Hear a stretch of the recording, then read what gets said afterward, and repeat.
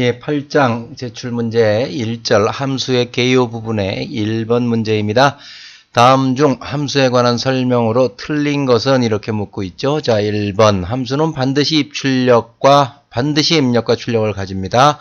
2번 프로그램에서 같은 기능이 반복되면 함수로 정의하는 것이 효율적입니다. 맞는 말이죠. 3번 라이브러리 함수는 전문가가 만들어 제공하는 함수입니다. 우리 C 언어에서 라이브러리 함수에 관해서 우리가 8장 뒷부분에서 배웠죠. 이것은 C를 만든 사람들의 전문가들에 의해서 만들어지는 라이브러리 함수입니다. 맞는 이야기죠. 4번 프로그램이 복잡할 경우 기능별로 구분하여서 함수로 작성하는 것이 효율적이다. 이 부분도 함수를 왜 어떨 때 작성해야 하는가 하는 부분을 1절에서 함수의 개요 부분에서 설명한 적이 있습니다. 그러면 함수에 관한 설명으로 틀린 것은 답은 1번이 되겠네요. 함수는 반드시 입력과 출력을 가지는 것은 아닙니다. 입력과 출력을 가질 수는 있지만 입력이 있고 출력이 없을 수도 있고요. 또 출력이 있고 입력이 없을 수도 있고 반대인 경우도 있고요. 입력과 출력이 다 없을 수도 있습니다. 두 개 다 가질 수도 있고요. 그래서 반드시 입력과 출력을 가진다라는 말은 잘못된 말이다. 이렇게 볼 수 있습니다. 예, 이번엔 2번 문제. C 프로그램에서 메인 함수 하나만을 사용해서 모든 처리를 한다면 발생할 수 있는 문제를 쓰세요. 이렇게 돼 있죠.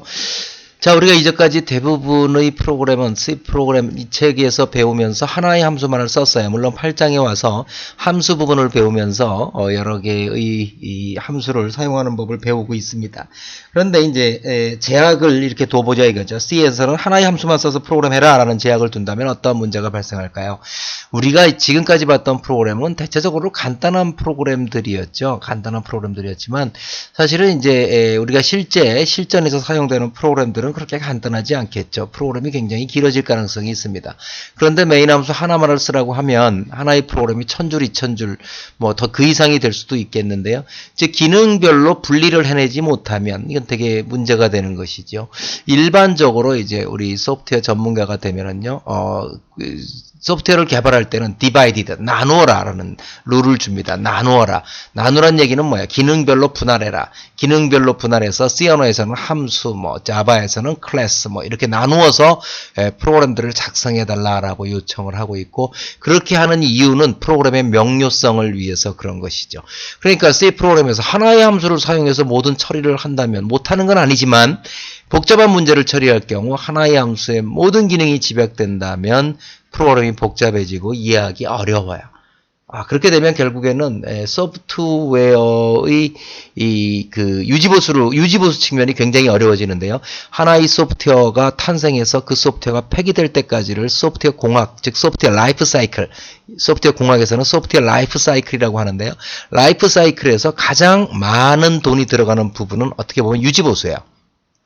유지보수인데 프로그램이 굉장히 복잡해져 있다면, 왜냐하면 소프트웨어는 변하는 것이거든요. 변하는 것이죠. 세율도 바뀌고 급여 계산하는 방법도 바뀌고 또 여러 가지가 계속 바뀌게 되면 그 소프트웨어를 뜯어 고쳐야 되죠. 그걸 유지보수라고 할 텐데 유지보수로 하는데 굉장히 어렵게 됩니다. 왜냐하면 모든 논리적 기능이 하나의 기능에 포함되어 있으면 굉장히 복잡하고 스파게티처럼 되어 있기 때문에 유지보수하는데 굉장히 어려울 것이다. 이런 문제점들을 우리는 지적할 수 있겠습니다. 이번에는 함수의 사용의 1번 문제입니다. 1번. 자, 교재를 보십시오. 문제를 다음 실행 결과를 참조하여 1부터 100 사이 수 중에서 짝수를 더하는 함수와 홀수를 더하는 함수를 호출하여 결과를 출력하는 프로그램을 작성하세요. 3개의 함수를 작성하라는 얘기죠. 그러니까 무슨 얘기예요? 메인 함수에서는 어떻게 하라? 짝수의 합을 구한 함수를 호출해서 그 결과를 찍고 또 홀수의 합을 구하는 함수를 호출해서 그 결과를 찍어라 그 얘기입니다. 자, 프로그램을 다시 한번 보도록 하죠. 자, 프로그램을 직접 보면 이것을 인클루드 했고요. 그 다음 integer odd sum, integer even sum. 이것은 함수의 원형을 선언한 부분이 되겠죠. 함수의 원형. 자, 메인 함수에서 어떻게 했습니까? 자, 출력문에서 직접 1부터 100까지 짝수의 합 %d 백슬래시 n 하고 그대로 찍고요. even sum을 호출해 버렸어요. 그죠? 여기서 직접 짝수의 합을 구하는 함수를 호출을 해서 그 결과를 printf문에서 리턴 받아서 바로 찍겠다는 얘기죠. 자, 이렇게 함수를 호출하는 문장이 함수를 정의하는 부분, 인테자 이분썸은 여기서부터 여기까지네요. 인테자 이분썸 정의하는 부분보다 앞에 올 때에는 이렇게 함수의 원형을 반드시 선언해야 한다. 이렇게 교재에서 설명을 했죠. 만약에 메인 함수가 제일 뒤에 이분썸 함수 밑에 있으면 이렇게 함수의 원형을 선언할 필요는 없습니다. 앞에 있다면. 그 이유는 이제 컴파일러가 컴파일할 때 미리 나오기 때문에 오류를 내지 않는데요. 하여튼 어찌됐든 정석은 어떻게 한다? 위에 쓰든 아래 쓰든 함수의 원형을 이렇게 선언해 주는 것이 프로그램의 명료성을 위해서는 좋다. 이렇게 설명드릴 수 있겠습니다. 자, 어찌됐든 메인 함수에서는 어떤 일을 했어요? 두 개의 함수를 호출해서 그 결과를 받아서 출력하는 이러한 기능을 수행을 했고요. 자, 그러면 이분썸, 오드썸을 보면 이분썸을 먼저 볼까요? 이분썸은 여기서부터 시작해서 여기까지.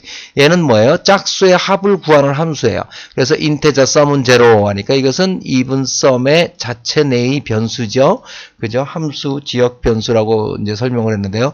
for integer i는 2부터 i가 100보다 작을 때까지 짝수의 합이니까요. i는 i 플러스 2, sum은 sum 플러스 i. 요 포문을 다 돌고 나면 sum이라는 값에는 1부터 100 사이에 짝수의 합이 저장되어 있겠죠. 자, 그놈을 리턴하는 겁니다. 그놈을 인테자 값으로 리턴하는 것이니까 이분썸에서 그놈이 2000 체계처럼 550이 찍힐 거고요. 홀수의 합은 어떻게 되겠어요? 자, 1부터 100 사이의 수 중에 i는 i 플러스 2니까 13579 나가겠죠. 홀수의 합을 역시 썸에다 다 더해서 그 결과를 리턴하는 프로그램이 되겠습니다. 자, 이렇게 이 프로그램은 어떻게 돼 있어요? 메인 함수, 그 다음에 오드 함수, 오드썸 함수, 그 다음에 이분썸 함수. 세 개의 함수로 구성되어 있으면서 메인 함수에서 두 개의 함수를 호출해서 그 결과를 출력해내고 있습니다. 자, 결과를 보시면 1부터 100까지 짝수의 합 2550, 1부터 100까지의 홀수의 합 2500이 찍히는 것을 보실 수 있습니다. 자, 프로그램을 직접 코딩을 해서 실행을 시켜보도록 하십시오. 이번에는 2번 문제. 어떤 문제입니까? 교재를 보십시오. 다음 실행 결과를 참조하여 사용자로부터 하나의 숫자를 입력받아 구구단을 출력하는 프로그램을 작성하되 구구단을 출력하는 부분을 함수, 함수 이름은 아무렇게나 정의를 하십시오. 자, 프로그램을 작성해 봤습니다. 프로그램을 작성했습니다. 자, 샵 include stdio.h 했고요. 자, void 99라고 하는 놈, 99라는 함수가 먼저 나왔고요. integer main이 나중에 나왔습니다. 자, 이렇게 main 함수가 나중에 나오면서 여기에서 99를 호출하겠죠. 99를 호출하면 이 경우 함수의 원형은 선언하지 않아도 된다. 이렇게 설명을 했죠. 자, 이 프로그램은 오류 없이 실행이 됩니다. 선언하지 않아도. 자, 어떻게 되어 있습니까? 먼저 메인을 먼저 보는 게 원칙이죠. 자, 인테자 num. 하나의 숫자를 입력받으라고 그랬으니까 입력받아서 num에다가 집어넣고요. 99를 부릅니다. 99를 부를 때 num이라고 하는 매개 변수를 가지고 부르죠. 가지고 부릅니다. 그러고 나면 끝입니다. 얘가 하는 일은 리턴 제로하고 프로그램이 끝나는데요. 99의 실행이 끝나면 얘도 끝나는 거죠. 메인 함수가. 자, 99는 호출이 됐어요. 인테자 x로 받았죠. 즉 num이라고 하는 값을 어떻게 해요? x로 받습니다. num이라고 하는 변수의 값을 어디에 카피를 해줍니까? 복사해 줍니까? 변수 x에 복사해 줍니까? 내가 10을 입력하면 10이 인테자 x는 10이 되겠죠. 그러면 여기는 어떻게 백슬래시엔 줄 바꾸고 별표 2개 찍고 %d x 값 10단 하고 단의 제목을 찍죠. 구구단을 출력하는 프로그램은 우리 많이 해봤으니까요. for integer, for문이 제일 적합하죠. i는 1부터 9보다 작거나 같을 때까지 i 플러스에서 한 줄씩 찍어봤습니다. 자, 이렇게 해서 어떻게 했어요? 99라고 하는 함수를, 기능을 별도의 함수로 써서 이렇게 작성을 해봤고, 메인 함수에서는 이렇게 함수를 호출하는 이러한 문장만 있으면 되겠죠. 지금 이제 제출 문제를 통해서 함수를 점차 익혀가는 것입니다. 아, 함수를 이렇게 만들어서 어떻게 매개 변수를 써서 호출을 하면 실매개 변수의 값이 형식 매개 변수의 값에 복사되는구나. 그것을 우리는 call by value라고 하는데요. 복사되는구나. 나중에 이제 주소에 의한 전달법은 뒤에 11장에 가서 배운다고 이야기를 했고요. 일단 값에 의한 전달이죠. num 10이 1로 전달이 되면 10단이 찍히겠구나. 이렇게 알 수 있습니다. 자, 프로그램을 실행을 시켜 보면은요. 실행을 시켜보면 이렇게 하나의 숫자를 입력하세요. 이렇게 나오겠죠. 그러면 10이라고 한번 입력을 해볼까요? 그러면 10단 해가지고 11은 10, 10부터 9까지, 19는 90 이렇게 해서 10단이 찍히게 될 것입니다. 예, 이번에는 3번 문제입니다. 문제를 한번 읽어보죠. 다음은 무한반복문을 사용하는 프로그램으로 메뉴를 출력하는 함수, 정사각형의 넓이를 구하는 함수, 원의 넓이를 구하는 함수로 구성되었습니다. 실행 결과를 참조해서 프로그램의 빈칸, 프로그램을 다시 짜는 것이 아니고요. 프로그램의 빈칸을 채우세요 하고 책에 프로그램이 제시가 되어 있습니다. 자, 일단 프로그램을 보면은요, 샵 include 되어 있고요. 자, 함수의 원형이 선언되어 있는데, 함수의 원형이 3개가 선언되어 있네요.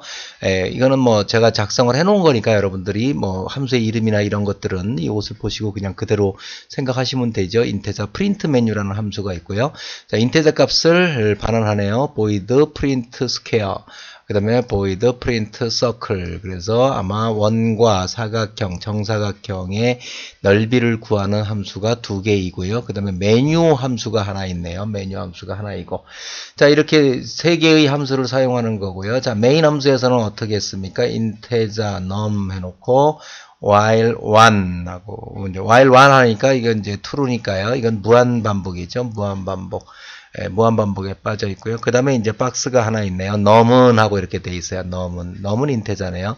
num은 어떤 메뉴를 호출할까요? 당연히 이 첫 번째 그 메뉴를 나타내는 함수로 호출하겠죠. 즉 반환값이 있는 거죠. 그것을 그러니까 num으로 받았죠. 자, 반환값이 있는 프린트 메뉴라고 하는 함수를 이렇게 호출하게 됩니다.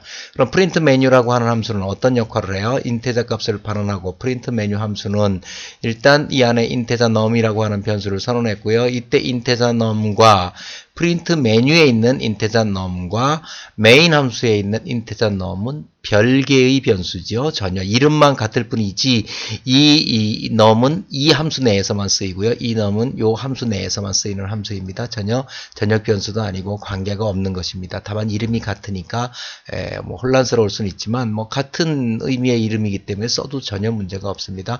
자, 도형의 넓이를 지금 메뉴니까 도형의 넓이를 구한다. 출력 그대로 해놓고 1번 정사각형 2번 원이고 그 다음에 이제 밑에 별표를 찍고 넓이를 구하려는 도형을 선택하세요. 종료는 3번을 누르세요. 이렇게 되어 있죠. 그래 놓고 그 놈을 num으로 받았고 그 num 값을 리턴 시켜줬다는 얘기죠. 즉 함수의 매개변수 함수의 반환값으로 리턴을 시켜주니까 그 값이 num에 들어가죠. 자, 그 num이 1이면 어디로 가라? 그 num이 1이면 1은 뭐라 그랬어요? 정사각형이라 그랬죠. 그러니까 당연히 뭐겠어요? 그것이 1이면 프린트 스퀘어를 호출하고 그놈이 2이면 프린트 서클을 호출하고 else if num이 3이면 어떻게 해라? num이 3이면 하고 거기 박스가 되어 있죠. num이 3이면 종료를 하라 그랬으니까 종료를 하라는 얘기는 어떻게 된다? 반복문을 벗어나야 되겠죠. 만약에 여기 브레이크가 없다면 이 프로그램은 영원히 이 안에서 돌겠죠. 그래서 넘버가 3일 때에는 당연히 어떻게 브레이크해라. 브레이크는 이 while문을 벗어나라. 무한반복을 벗어나니까 프로그램을 종료해라. 그 얘기죠. 자, 그래서 프로그램을 끝낸다. 이렇게 되어 있습니다. 자, 앞에 2개 메인 함수에서는 2개의 박스가 있었고요. 자, 프린트 스퀘어로 프린트 메뉴로 가보면은요. 프린트 메뉴에서는 뭐 아까 얘기했듯이 이렇게 돼 있고 마지막에 뭐를 해야 돼요? num을 했으면 return num을 해줘야 되는 거죠. 값을 반환을 시켜줘야 되죠. 인테자 값을. 자, 그 부분이 있었고 나머지 스퀘어하고 서클은 뭐 넓이를 구하는 것이니까요. 정사각형의 한 변의 길이를 입력하세요. 그래서 입력받아서 정사각형의 넓이는 가로 곱하기 세로, 즉 한 변에 곱하기 한 변이죠. 그래서 정사각형이니까요. 그래서 num 곱하기 num 했고요. 프린트 서클은 원의 반지름을 입력하세요. 반지름을 입력받아서 어떻게 해요? 반지름 곱하기 3.14, 즉 파이 r 자승이죠. 파이 r 자승에서 그 원의 넓이를 구해서 그 값을 출력해주는 이 프린트 스퀘어라는 함수와 프린트 서클이라는 함수는 뭐예요? 자체 내에서 그냥 출력을 했죠. 자, 2개의 박스가 있습니다. 2개의 박스. 정사각형의 넓이를 찍는 부분, 그 다음에 scanf에서 %d 해서 and num 값을 받는 부분, 이렇게 2개 35번 라인과 41번 라인이 박스로 되어 있죠. 자, 이렇게 해서 프로그램이 완성이 되었습니다. 자, 프로그램을 실행해 보면 어떻게 될까요? 자, 이렇게 나오겠죠. 그러면 예를 들어서 2번을 이제 원의 넓이 2번을 선택해라. 그럼 원의 반지름 33 이렇게 입력을 하면 3419.5 이렇게 나오겠죠. 다시 메뉴가 나타납니다. 그죠? 다시 메뉴가 나타나죠. 도형의 넓이 이렇게 해서 다시 메뉴가 나타나는 이유는 뭐예요? 여기서 다시 또 1번 정사각형 눌러서 뭐 22하고 누르면 정사각형의 넓이가 나오죠. 다시 메뉴가 나타나죠. 3번 누르고 프로그램이 끝났죠. 이렇게 프로그램이 끝났습니다. 그 이유는 이것이 무한루프이기 때문에, 그죠? 무한루프이기 때문에 그렇게 되는 것이죠. 그래서 항상 함수를 호출하면 우리가 함수 처음에 배웠죠. 그 함수가 끝날 때까지 여기서 진행이 됩니까? 안 됩니까? 안 되죠. 이 함수가 끝나서 리턴이 되면, 즉 num이 1일 때에는 프린트 스퀘어 함수가 끝나고 나서 다시 무한루프에 들어가서 또 메뉴를 나타내는 거죠. 그죠? 이번에 num이 2면 프린트 서클을 수행하고 이놈이 끝나야만 다시 올라가서 프린트 메뉴를 나타내는 것이죠. 만약에 여기서 숫자를 어떻게 한다? 다른 숫자 이런 걸 눌렀다. 그럼 어떻게 해요? 계속 메뉴가 나타나죠. 잘못된 입력이다. 잘못된 입력이다. 즉 1, 2, 3이 아니면 계속 메뉴는 다시 나타나서 그 이유는 바로 이 while문에 의해서 반복이 되기 때문에 그렇습니다. 항상 함수가 호출되면 그 함수가 호출된 함수가 종료될 때까지 그 다음으로 진행되지 않는 것이지요. 기다리고 있다가 그 함수가 리턴이 되면 그때서 함수를 호출한 부분부터 다시 진행이 되는 이러한 실행 형태를 띠고 있습니다. 예, 4번 문제, 3번 문제와 비슷하다고 볼 수도 있습니다. 다음은 사용자로부터 정수 또는 실수 두 개를 입력받아 사칙 연산의 결과를 출력하는 프로그램을 정수의 사칙 연산 결과 출력 함수와 실수의 사칙 연산 결과 출력 함수, 메뉴를 나타내는 함수로 작성되었다. 실행 결과를 참조해서 빈칸을 채우세요. 이렇게 되어 있습니다. 실행 결과를 보니까요. 사칙 연산, 정수 사칙 연산 할 거냐? 1번, 실수 2번 이렇게 해라. 근데 5번을 입력하면 잘못된 입력이다. 이렇게 한다는 얘기지요. 사칙 연산 뭐 2번 예를 들어서 실수를 선택했으면 첫 번째 실수 입력해라, 두 번째 실수 입력해라 이렇게 해서 처리를 한다는 것이지요. 자, 일단 이 세 개의 함수로 구성이 되어 있다고 했는데요. 일단 보니까 자 한번 함수를 살펴보죠. 샵 include 되어 있고요. 자 void integer op int op가 먼저 나왔네요. 그러고서 이제 가로 열고 가로 닫고를 공간으로 비워두고 그 밑에 어떻게 되어 있어요? 두 수의 합은 %d 백슬래시 해놓고 너만 플러스 num2 이렇게 되어 있어요.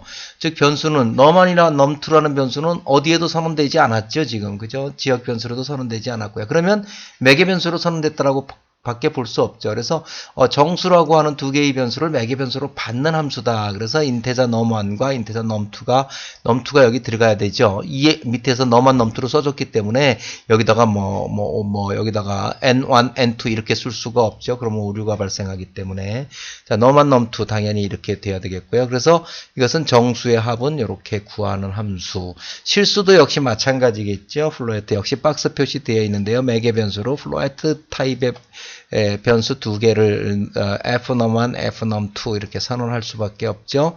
자 밑에 fnum1으로 전행이가 되어버렸기 때문에요. 자 이것도 그러니까 지금 이 두 개의 함수는 뭘 하는 함수예요? 정수와 실수의 사칙 연산을 수행하는 함수인데 매개 변수로 두 개의 수를 받았어요.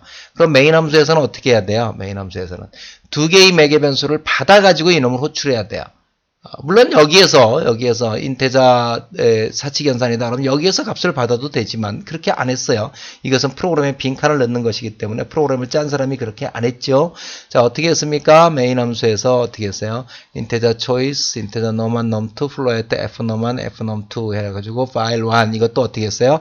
무한루프죠. 무한루프 while1 해놓고 print 해가지고 사칙 연산을 수행하세요. 해서 정수 1, 실수 2 그래서 초이스가 그걸 입력받았죠. 초이스로 입력받아서 1이거나 2이면 어떻게 해라? 브레이크 해라. 브레이크 하라는 얘기는 while문을 벗어나라. while문은 여기서 시작해서 어디서 끝났어요? 여기서 끝났어요. 거기서 끝났기 때문에 while문을 벗어나라. 그럼 if문으로 가겠죠. 1 또는 2이면 그럼 1 또는 2가 아니면 어떻게 해요? 밑으로 내려와서 잘못된 입력이다 하고 다시 while로 올라가죠. 즉 1, 2 아니면 값을 받지 않겠다는 얘기예요. 그죠? 그래서 1 또는 2, 1 또는 2만 값을 받고 여기에는 지금 세 번째 줄에 if choice가 1이거나 2이거나 요 문장이 지금 박스로 되어 있습니다. 그죠?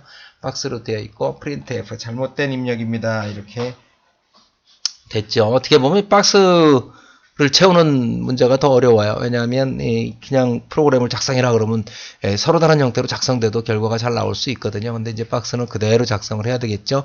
왜냐하면 밑에 프린트F 잘못된 입력입니다가 있으니까 여기에서는 요 문장을 써서 1이나 2일 때 어디로 가라 브레이크를 써서 왜냐면 while 1로 이미 프로그램에서 써버렸기 때문에 무한루프를 빠져나와서 if choice가 1이면 그때서 정수를 입력받고 그렇지 않으면 1이거나 2일 때니까 1이면 여기서 else if choice가 2이냐는 체크할 이유가 하나도 없죠. 1 또는 2일 테니까. 그래서 1일 경우에는 정수 입력. 그렇지 않으면 무조건 실수를 입력해서 float op를 부르고 정수를 입력했으면 integer op를 부르면 두 개의 숫자들을 가지고 부르면 그 함수 내에서는 그 사치기의 값을 구해서 출력하는 이러한 기능을 가지고 있는 이러한 함수가 되겠습니다. 그래서 교재에 나와 있는 이 박스를 채우는 문제입니다. 자, 충분히 이해가 됐을 거라고 보여집니다. 이번에는 5번 문제. 5번 문제 어떤 문제입니까? 다음은 사용자로부터 입력받은 숫자까지의 짝수합 및 그 짝수 합까지의 홀수의 합을 출력하는 프로그램을 3개의 함수로 구성되었습니다. 실행 결과를 참조해서 빈칸을 또 채우는 문제이지요. 자, 하나의 숫자를 입력하세요. 5를 입력하면 입력받은 숫자까지 짝수의 합, 즉 5까지의 짝수는 뭐가 있죠? 5가지의 짝수는 2와 4가 있네요. 2와 4. 그죠? 그러니까 2, 4 더하니까 6이죠. 그 다음에 6가지의 짝수 합까지의 홀수의 합. 즉, 짝수는 이제 6이죠. 짝수의 합이 6이니까. 그때까지 홀수의 합은 6가지의 홀수는 1, 3, 5가 있죠. 1, 3, 5는 9죠. 그래서 그 출력이 9가 된다 이렇게 되어 있습니다. 자, 프로그램을 쭉 짜놨는데요. 자, 한번 볼까요? 자, odd sum 짝수의 합과 홀수의 합을 구하는 이제 홀수의 합과 짝수의 합을 구하는 함수가 이렇게 두 개 선언되어 있고요. 자, 메인 함수에서 어떻게 했어요? 하나의 숫자를 입력하면 그 숫자를 입력받아서 뭐를 불렀습니까? 짝수 합까지의 홀수의 합을 출력해라. 오드썸을 불렀네요. 오드썸에 가면 예를 들어서 5를 입력했죠. 그럼 오드썸에 가면 인테자는 오드썸은 썸은 0, i는 2부터 일단 그 숫자까지의 넘보다 작을 때까지 i는 i 플러스 2니까 짝수의 합을 구하죠. 그래서 입력받은 수까지의 짝수의 합을 여기서 출력을 먼저 하네요. 그러니까 짝수의 합까지의 홀수의 합을 출력하기 전에 뭐를 출력합니까? 오드썸을 호출을 했기 때문에 오드썸, 즉 입력받은 수까지의 짝수의 합을 먼저 출력하죠. 그죠? 그래서 썸이라고 하는 값으로 출력을 합니다. 재밌는 것은 요 썸이라는 값을 이용을 해서 리턴을 해주는데 리턴할 때 even 썸을 리턴을 해줘요. even 썸을 리턴을 해준다는 얘기는 뭐예요? 요 함수 호출 자체를 리턴하니까 함수를 호출한 거랑 똑같은 거죠, 사실은. 그러면 even 썸에 가보면 어떻게 하겠어요? 이때 썸 값은 뭐예요? 짝수까지 합이죠. 입력받은 수까지 짝수의 합이죠. 그때까지 숫자를 가지고 1부터 넘보다 작을 때까지 i는 i 플러스 2니까 홀수의 합을 더하는 거죠. 그래서 그때까지 홀수의 합을 더하는데 그 홀수의 합을 어디에 집어넣었어요? 또 썸에 넣었어요. 그래서 리턴을 했어요. 자, 그러면 이 프로그램이 조금 헷갈릴 것 같아도 헷갈릴 것이 없는 것이 자, 오드 썸하고 불렀어요. 처음에 부른 건 요거죠. 그러면 요건 찍죠. 이해됐죠? 그러니까 이제 5라고 하는 값이 입력되면 교재에 있는 것처럼 입력받은 수까지의 짝수의 합이 6이 찍힌 거는 이해가 되죠. 자, 그 6을 가지고 even 썸을 부른 거죠. even 썸을 부른 게 아니고 사실은 리턴해 버리니까 여기에서 even 썸을 부른 거랑 똑같은 거죠. 리턴으로 연루된 거니까. 그럼 even 썸을 부르면 얼마를 가지고 불렀어요? 6을 가지고 부른 거죠. 그러면 even 썸이 다 실행되고 나면 얼마가 리턴 되겠어요? 9를 가지고 리턴이 되니까 짝수합까지의 홀수의 합은 9가 찍히게 되는 거죠. 그죠? 이해가 됐습니까?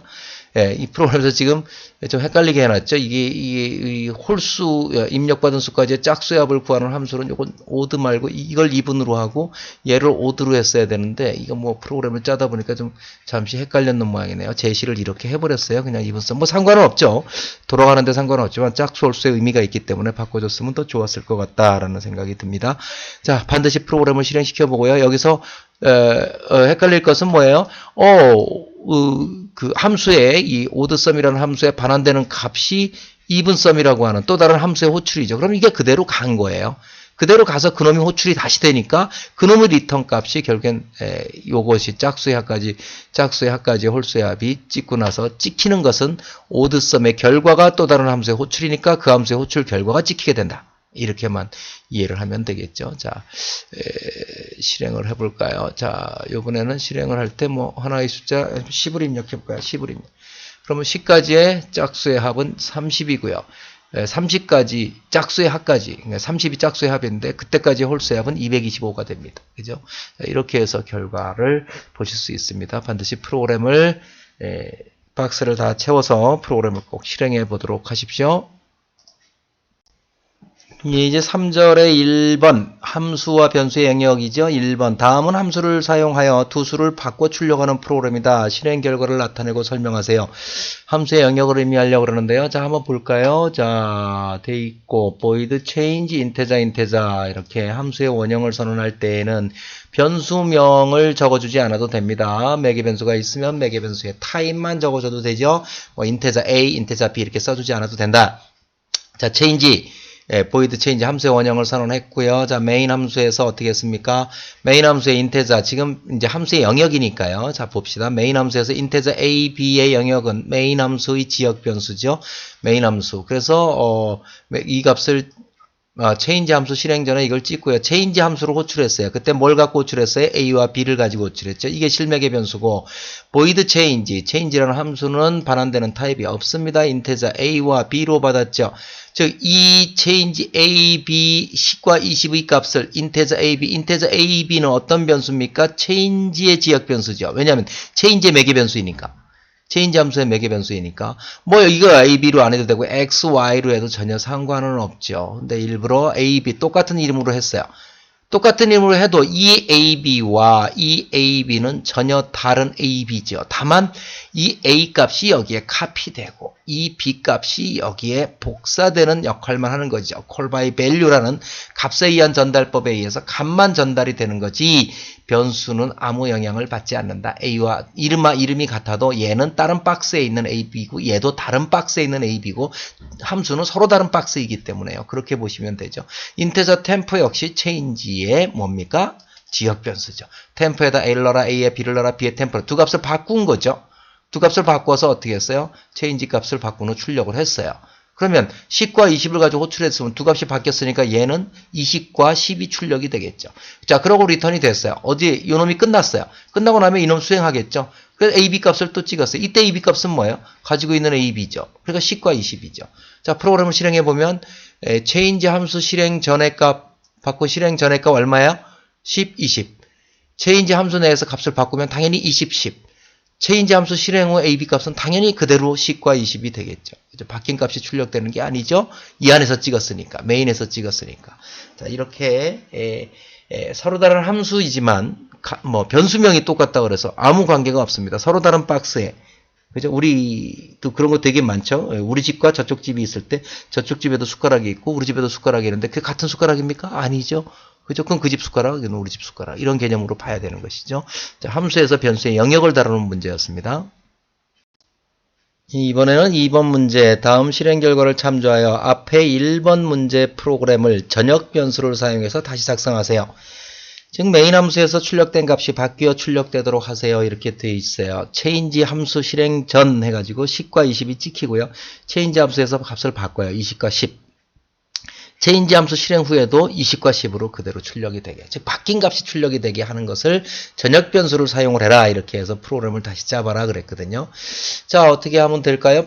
앞에 있는 프로그램과 똑같이 짜면 되고, 그죠? 함수의 원형을 선언하고요. 전역 변수를 선언해야죠. 전역 변수는 어떻게 선언합니까? 함수 밖에 선언돼야 되죠. integer a는 10이다, b는 20. 이것을 함수 밖에 선언해 놓고, 그러면 이 integer 전역 변수의 영향 범위는 어디입니까? 이 프로그램 전체입니다. 프로그램 전체. 즉 메인 함수와 change 함수 내에서 a, b를 마음대로 쓸 수 있죠. 얘가 a를 써도 그 a고 여기서 a를 써도 그 a고. 자, 이렇게 어떻게 됩니까? change 함수 실행 전 ab 값 뭐예요? 이 ab 값을 의미하는 거죠. 12, 12 찍히고요. change 불렀어요. 체인지하고 불렀어요.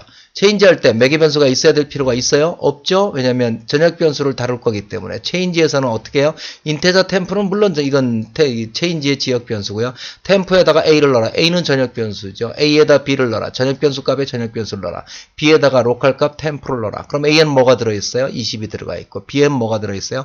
10이 들어가 있겠죠. 그래서 체인지 함수 내에서 값을 바꾸는 출력 AB 값은 20과 10이 바뀌어서 출력이 되겠죠. 그리고 반환이 됐어요. 체인지가 리턴이 됐고 어떻게 됐습니까? printf 요놈이 수행되죠. 이때 AB 값은 뭐예요? 전역 변수죠. 전역 변수인데 누가 바꿨어요? 얘가 바꿔버렸죠. 그래서 결국엔 뭐예요? 20과 10이 그대로 찍히게 되는 거죠. 이해되셨습니까? 자, 실행시켜 볼까요?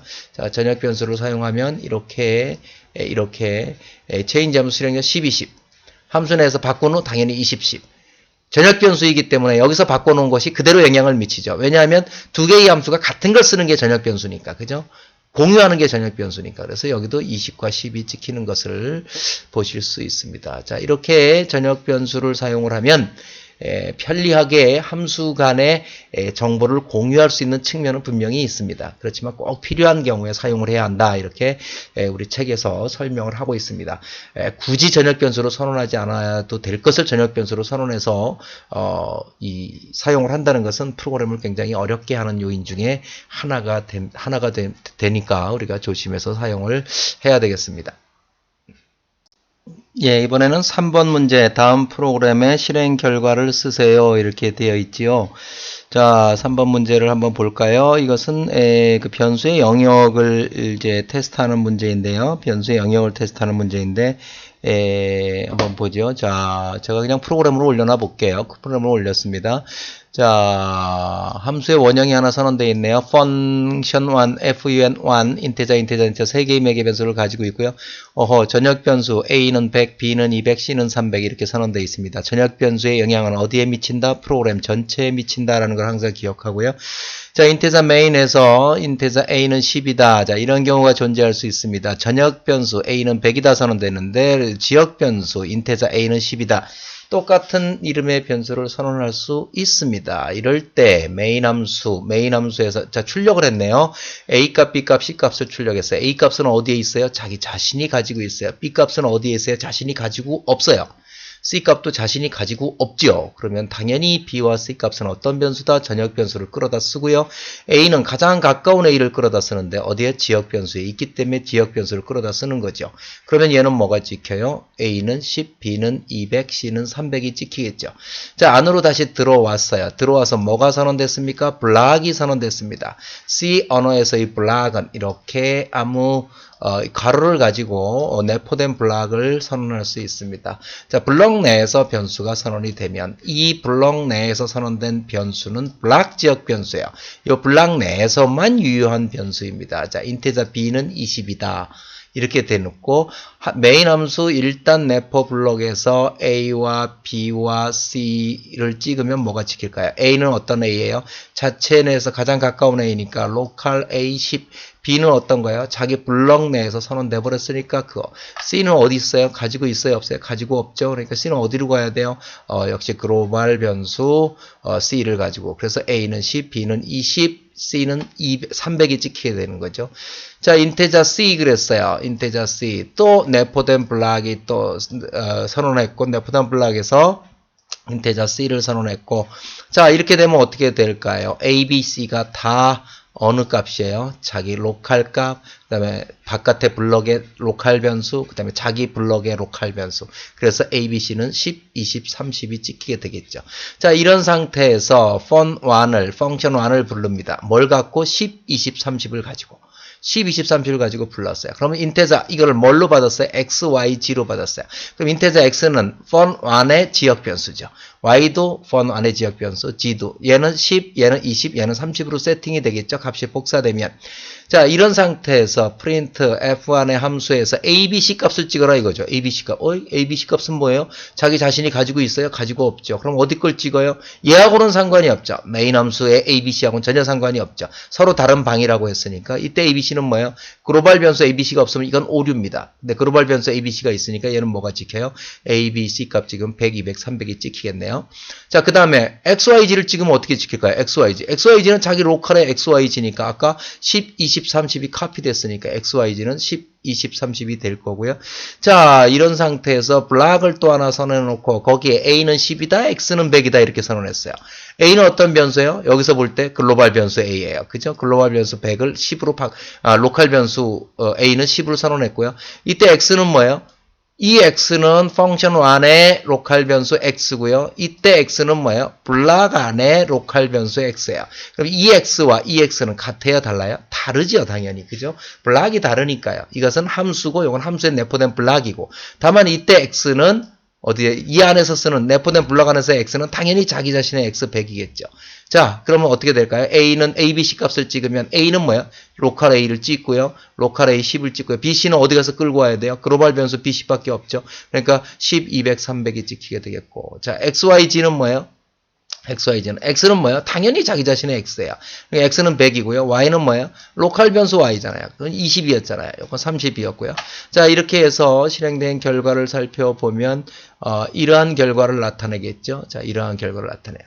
그죠? 그래서 10, 200, 300, 그 다음에 10, 20, 300, 10, 20, 30, 그 다음에 100, 200, 300, 그죠? 자, 다 설명을 드렸습니다. 여러분도 프로그램을 실행을 시켜서 결과를 보고 하나하나 따져보고, 어떤 변수, 글로벌 변수, 또 어떤 변수, 함수 지역 변수, 또 어떤 변수, 함수 내의 내포된 블락에서의 지역 변수, 다 구분을 할 수 있고, 그 변수들의 영역을 여러분들이 충분히 이해할 수 있어야 합니다.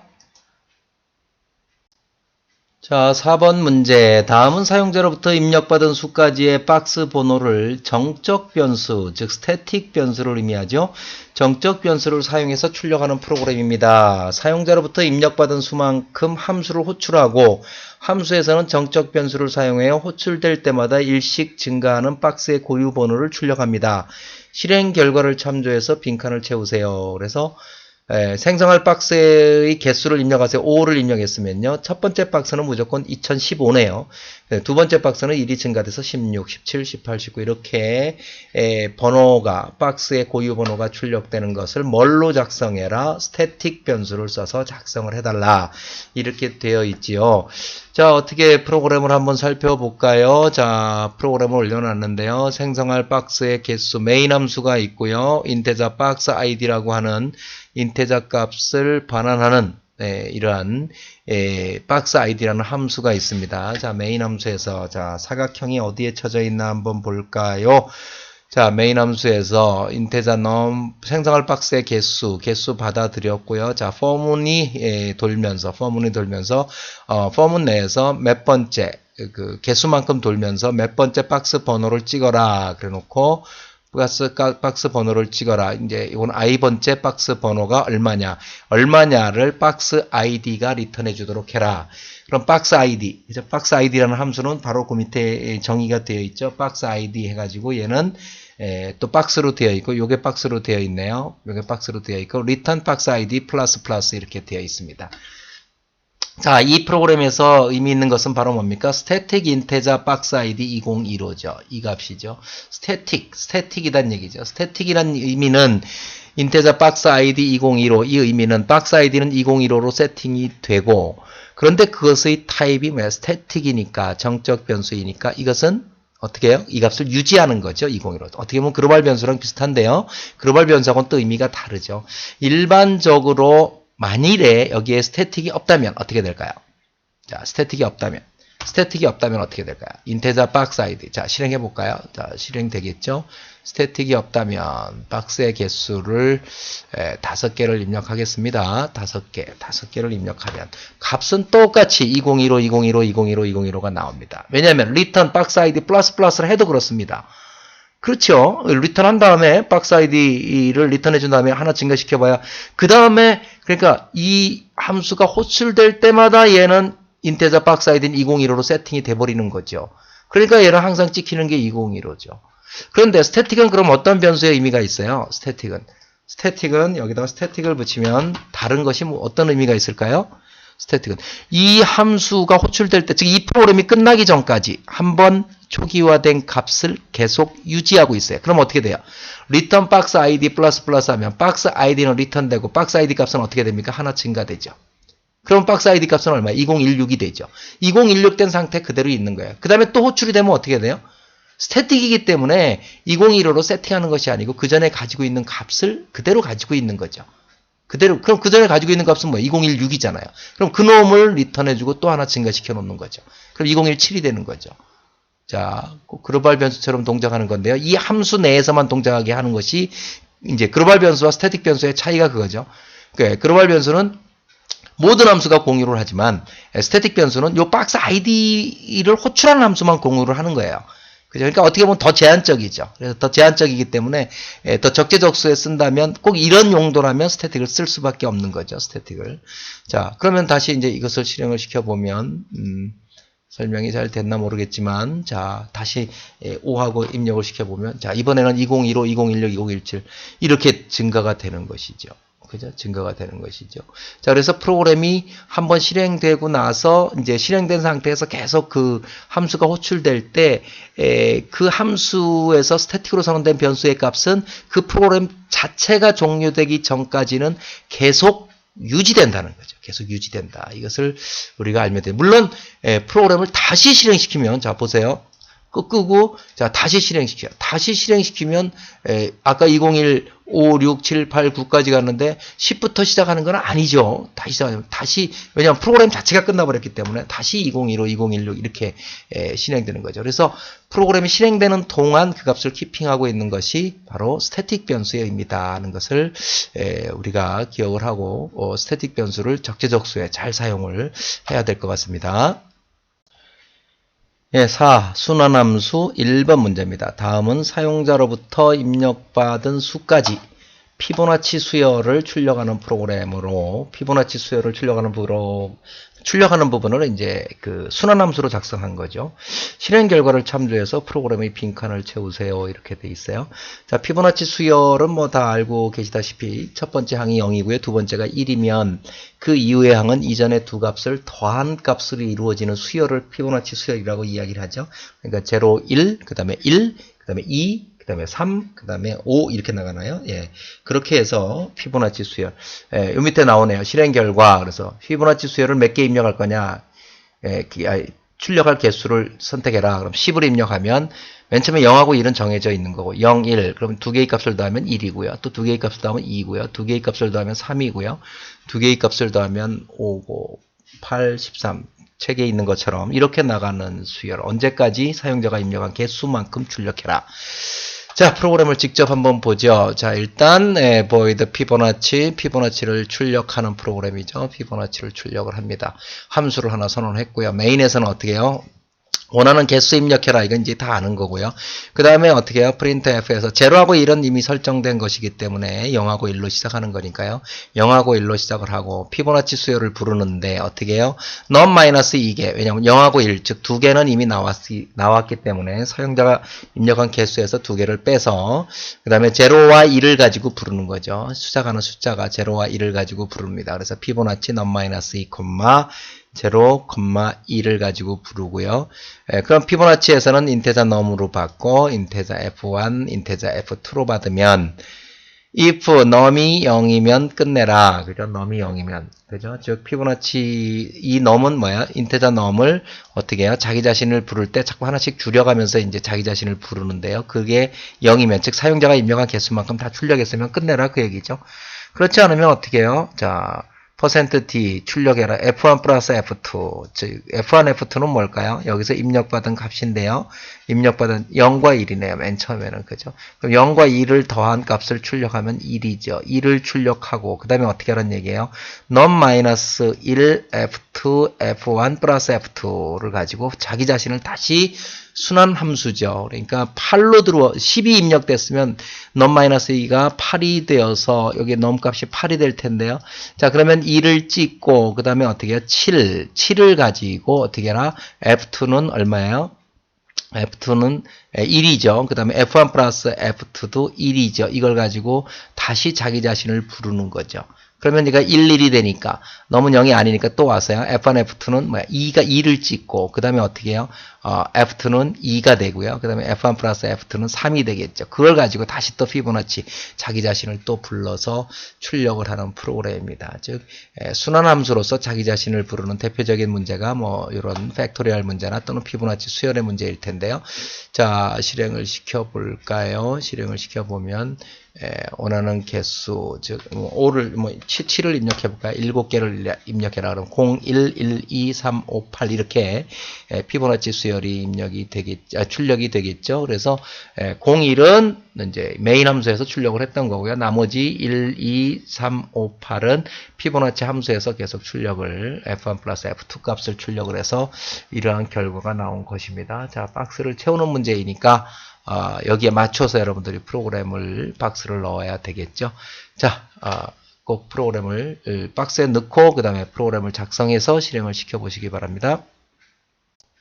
예, 8장의 마지막 문제 라이브러리 함수 문제네요. 라이브러리 함수 문제에서 다음 실행 결과를 참조해서 램드 함수로부터 1부터 100 사이의 정수가 아니고요. 0에서 99로 문제를 바꿔야 될 것 같습니다. 랜덤 함수로부터 생성된 정수를 100으로 나눈 나머지를 가지고 구해야 되면 0에서 99 사이의 정수 10개를 생성해서 출력하고 10개의 정수 중에서 가장 큰 수와 가장 작은 수를 출력하는 프로그램을 작성하세요. 이렇게 되어 있죠. 자, 0에서 99 사이로 바꿔주십시오. 자, 그렇게 해놓고 실제 실행 결과를 보니까 0이 나와 있죠. 그래서 0에서 99 사이입니다. 그러면 이 프로그램을 어떻게 작성할 거냐. 우리가 이제 라이브러리 함수를 많이 사용해 보지 않았고 특히 랜덤 함수를 많이 사용해 보지 않았는데요. 자, 일단 프로그램을 작성해 보도록 하지요. 자, 라이브러리를 타임까지 인클루드를 시켰는데요. 그 이유는 좀 이따 설명을 하고요. 메인 함수에서요. 자, 인테자 랜드 맥스 민 3개의 변수를 선언했고 맥스에다 0, 민에다 99. 이것은 뭐 첫 번째 값을 맥스, 민에다 다 세팅해서 하는 방법도 우리가 앞에서 배열해서 한번 본 적이 있었고요. 이제 문제 자체가 0에서 99라고 했으니까 큰 값을 0이라 하고 가장 작은 값을 99라 하자. 이제 이렇게 세팅을 해놔도 별 문제는 없겠죠. for i는 1부터 i가 10보다 작거나 같을 때까지 i 플러스 10개를 하는 거니까요. 랜드라고 하는 변수에다가는 랜덤이라고 하는 함수를 라이브러리 함수로 호출한 거죠. std.lib에 있는데요. 랜덤 함수를 호출하면 어떤 정수가 나온다는 얘기죠. 그 정수를 100으로 나눈 나머지 100으로 나눈 나머지는 0부터 99 사이의 숫자겠죠.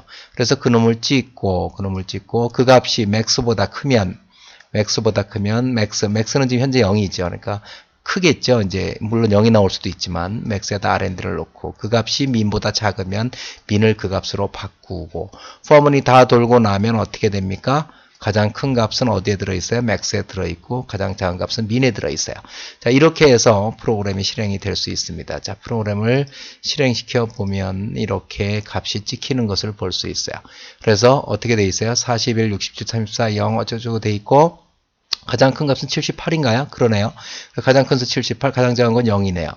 그죠? 이렇게 됐어요. 근데 이제 여기서 랜덤 함수는 이렇게 쓰면 되는데, 자, 이 프로그램을, 자, 아무 키나 누르고 한 번 더 실행을 시켜보면, 값이 똑같은 거를 알 수 있어요. 아까도 78, 0, 지금도 숫자도 똑같아요.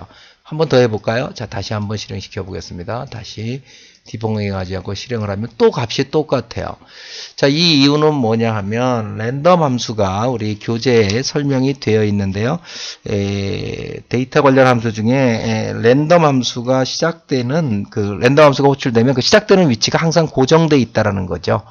고정되어 있다. 그래서 그 위치를 어떻게 한다? 현재의 시간으로 바꾸어주는 함수가 하나 있는데요. 그게 바로 sland예요. 그래서 land가 생성하는 난수 수열의 시작 위치를 설정해주는 함수거든요. sland가.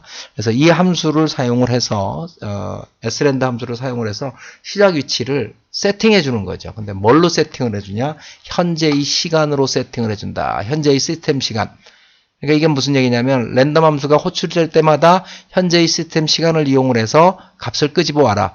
그럼 현재의 시스템 시간은 계속 흘러갈 테니까요. 자, 그래서 이 부분을 이렇게 쓰는데요. 보통 sland 했고 어떻게 해요?